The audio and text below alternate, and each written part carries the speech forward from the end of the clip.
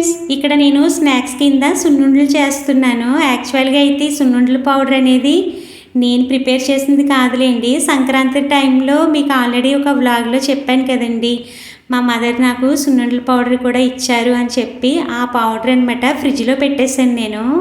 మా పాప ఇంకా 10th కదండి, ఇంకా తనకి తినే టైం అనేది లేదనమాట.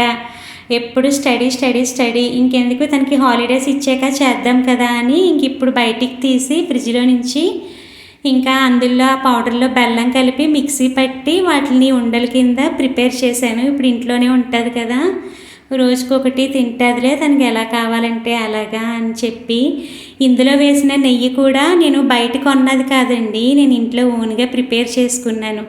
యాక్చువల్గా అయితే మావి డైలీ మా పాపకి ఇచ్చేవి ఆవు పాలులేండి. నేను పాలు కాచిన వెంటనే చల్లారిన తర్వాత ఆ మీగడ అనేది తీసేసి ఫ్రిడ్జ్లో స్టోర్ చేసి కొంచెం ఎక్కువైన తర్వాత ఇలా నెయ్యి అనేది ప్రిపేర్ చేసుకుంటానులేండి, వెన్న కింద చేసి.